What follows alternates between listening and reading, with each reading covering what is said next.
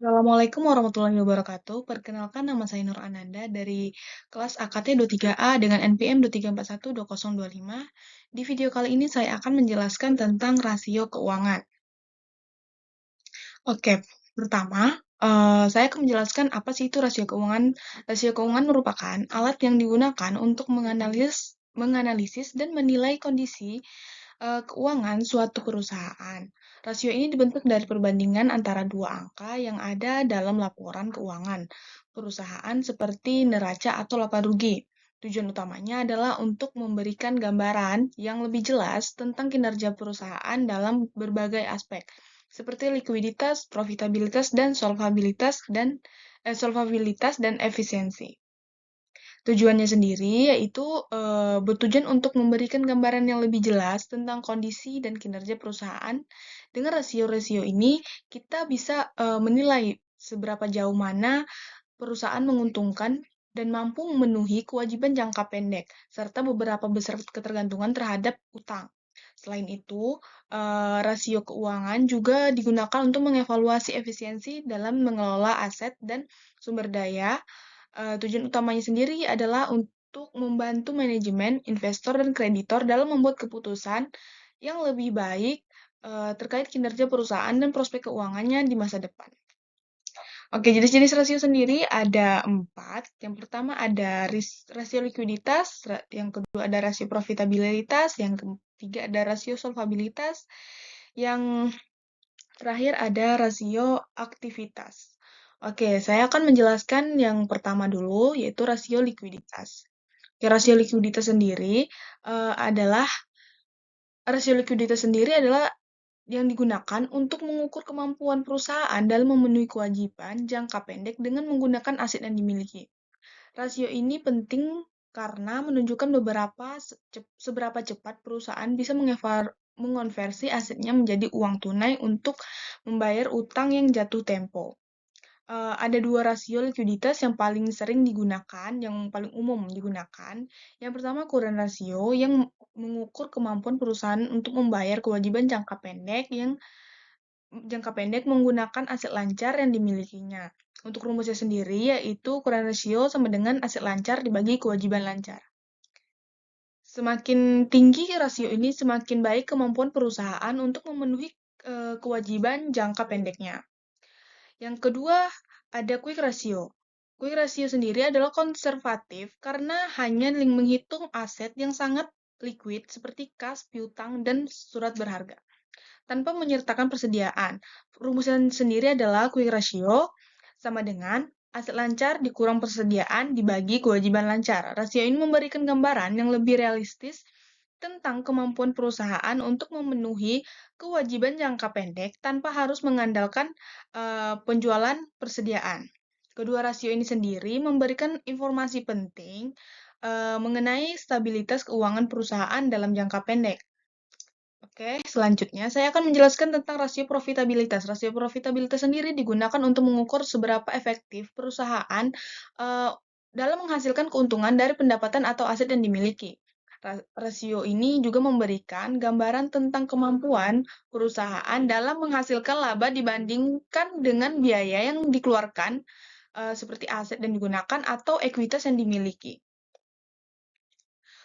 Beberapa rasio profitabilitas yang sering digunakan yaitu yang pertama gross profit margin atau margin laba kotor. Rasio ini mengukur seberapa efisiensi perusahaan menghasilkan laba kotor dari pendapatan sebelumnya. Rumusnya sendiri adalah gross profit margin dalam kurung pendapatan dikurang harga pokok dibagi pendapatan. Semakin tinggi margin laba kotor, semakin baik pula perusahaan dalam menghasilkan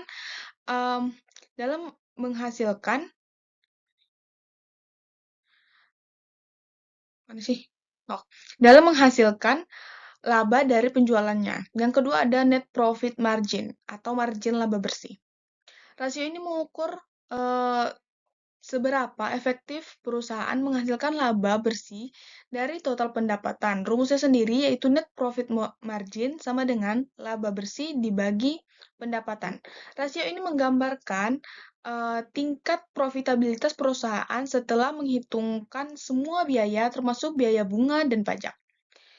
Yang ketiga ada return on assets atau bisa disingkat ROA yang di mana artinya itu pengembalian aset. Yang di mana rasio ini juga mengukur seberapa efektif perusahaan menggunakan asetnya untuk menghasilkan laba. Rumusnya sendiri adalah ROA sama dengan laba bersih dibagi total aset. Ini tuh rumusnya, semakin tinggi ROA, semakin efisien perusahaan dalam memanfaatkan asetnya untuk menghasilkan keuntungan. Yang terakhir ada return on equity atau ROE, yang dimana artinya adalah pengembalian ekuitas. Rasio ini mengukur seberapa efektif perusahaan menghasilkan laba dan investasi pemegang saham. Rumusnya sendiri adalah ROE sama dengan laba bersih atau dibagi ekuitas. Semakin tinggi ROE-nya menunjukkan bahwa perusahaan dapat menghasilkan laba yang baik dari modal saham yang diberikan pemegang saham. Rasio-rasio ini juga memberikan wawasan penting tentang kinerja keuangan perusahaan dan seberapa efisiensi perusahaan dalam menghasilkan keuntungan dari sumber daya yang dimilikinya. Lanjut, saya akan menjelaskan sedikit tentang rasio solvabilitas. Rasio solvabilitas sendiri yaitu yang digunakan untuk mengukur kemampuan perusahaan dalam memenuhi kewajiban jangka panjangnya, terutama yang terkait dengan utang. Rasio ini juga penting karena menunjukkan seberapa besar ketergantungan perusahaan terhadap utang untuk membiayai operasional dan ekspansi bisnisnya. Selanjutnya ada dan yang terakhir ada rasio aktivitas atau bisa disebut efisiensi, yang dimana rasio ini digunakan untuk mengukur seberapa efisien perusahaan dalam mengelola aset dan sumber daya untuk menghasilkan pendapatan. Rasio ini memberikan gambaran tentang seberapa cepat perusahaan dapat mengonversi aset menjadi penjualan atau laba, keuntungan gitu. Beberapa contoh rasio aktivitas yang umum digunakan adalah rasio perputaran persediaan yang mengukur seberapa cepat persediaan dijual, dan rasio perputaran piutang yang menunjukkan seberapa cepat perusahaan mengumpulkan piutang dari pelanggan. Rasio ini penting untuk menilai efisiensi operasional perusahaan dalam menggunakan aset untuk menghasilkan pendapatan. Oke, sampai sini saja penjelasan tentang rasio. Dapat disimpulkan bahwa rasio keuangan adalah alat yang sangat berguna untuk menilai kinerja dan posisi keuangan perusahaan.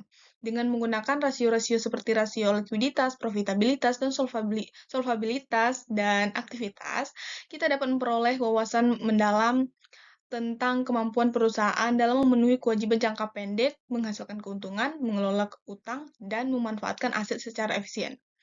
Rasio keuangan juga membantu mengambil keputusan yang lebih tepat bagi manajemen, investor, dan kreditor dalam menilai kesehatan dan prospek masa depan perusahaan. Secara keseluruhan, rasio keuangan memungkinkan pemahaman yang lebih jelas tentang kekuatan dan kelemahan perusahaan, yang penting untuk perencanaan dan strategi bisnis yang lebih baik. Oke, sampai sekian saja video singkat yang bisa saya sampaikan. Jika ada yang perkataan saya yang salah, saya mohon maaf.